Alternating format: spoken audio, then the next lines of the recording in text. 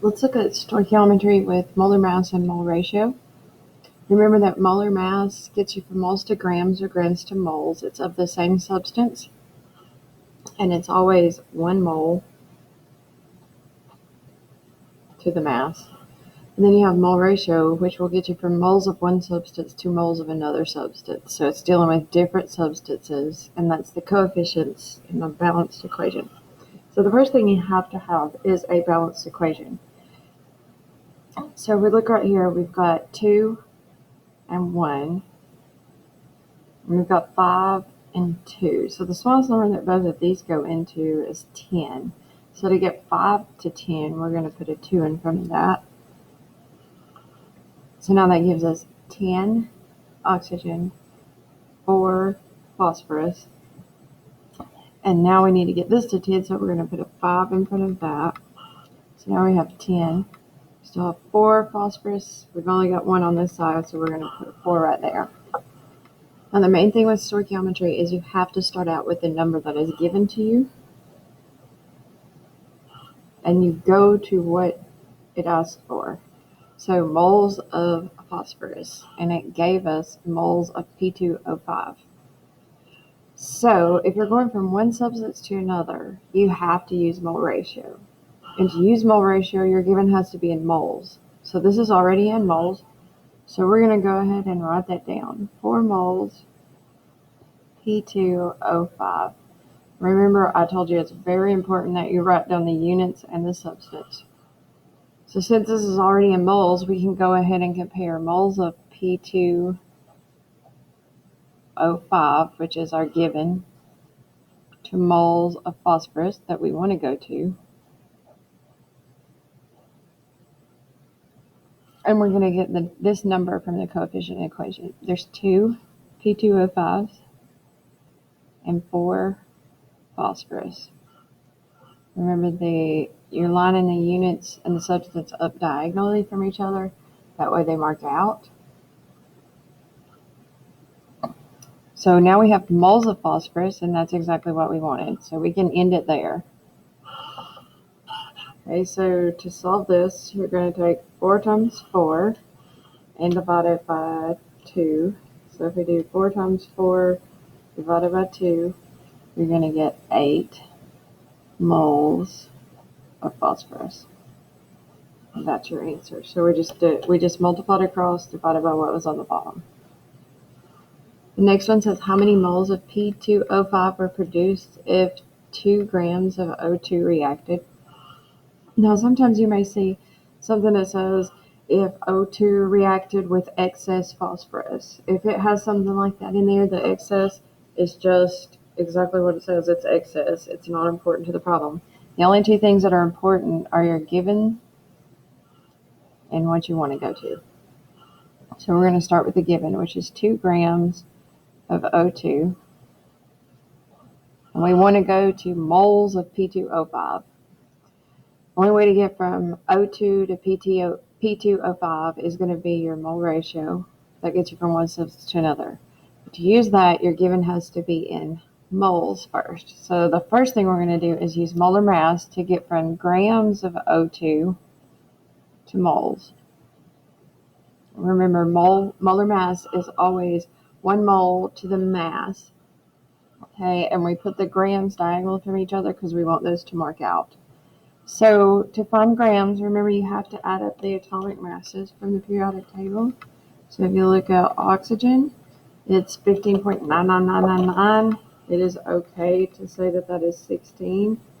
So there's 2 of those. So that will be 32 grams. The grams of O2 mark out because they're diagonal from each other. That leaves us with moles of O2. But we wanted moles of P2O5.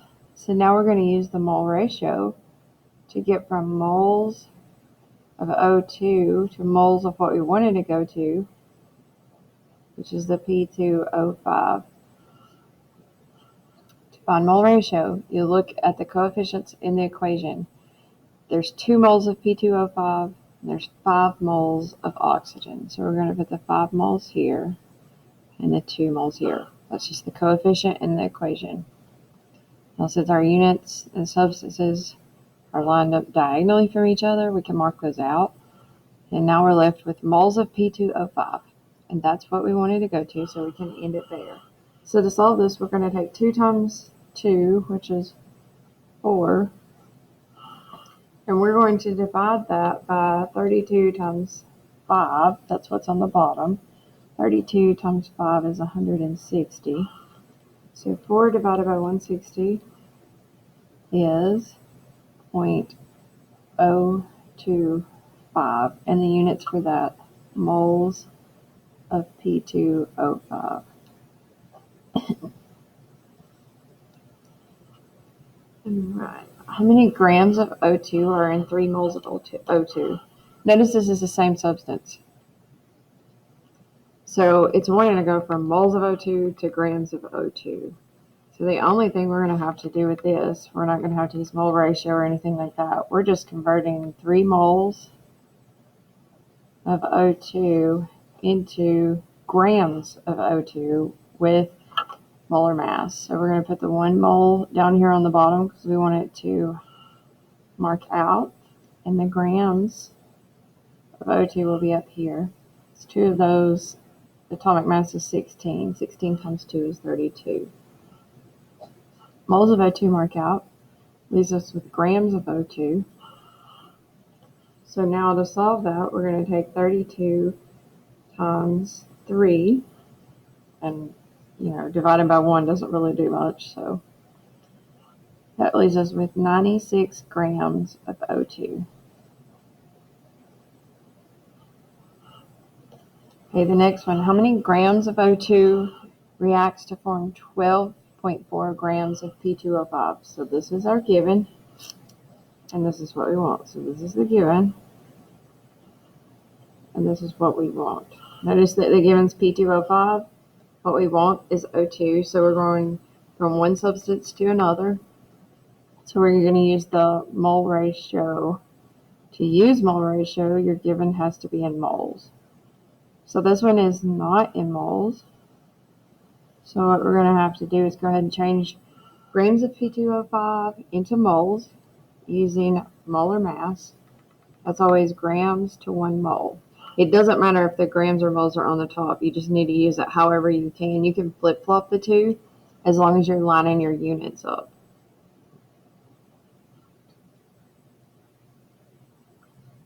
Okay, so molar mass is always 1 mole to the formula mass. So we're going to add up the formula mass. So we have phosphorus, and its atomic mass is 31. So that is going, and we have 2 of those. So that will be 31 times 2 plus, and then we have 5 oxygen. 5 times 16 is the atomic mass of oxygen. So our number comes out to be 142. Grams of P2O5 mark out. That leaves us with moles, so we got our given into moles. Now we can use mole ratio to relate moles of P2O5 to moles of what we want to go to, which is O2. These are the coefficients in the equation. So P2O5 is 2 and O2 is 5. So moles of P2O5 out. That leaves us with moles of O2, but it wanted grams. Then this last step that we're going to use is we're going to convert moles of O2 into grams of O2. And we're going to be using molar mass. That's always 1 mole to the formula mass, how much it weighs. So oxygen we said is 16, and there's 2 of those, so the atomic masses added up will be 32. Moles of O2 mark out since they're diagonal from each other. That leaves us with grams of O2. So to solve this, we're going to take 12.4 times 5 times 32, and we're going to divide that by 142 times 2. So if we take the top numbers,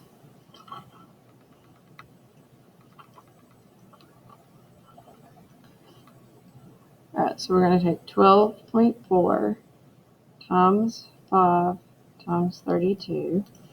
That comes out to be 1984. And we're going to divide that by 142 times 2.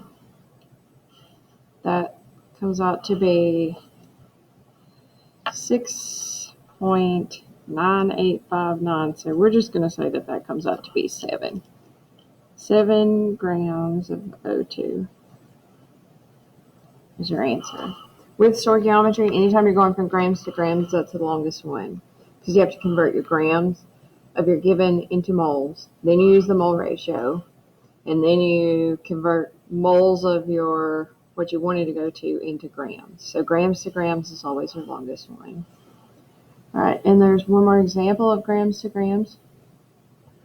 How many grams of phosphorus reacted if 4.8 grams of O2 reacted? So we got 4.8 grams of O2.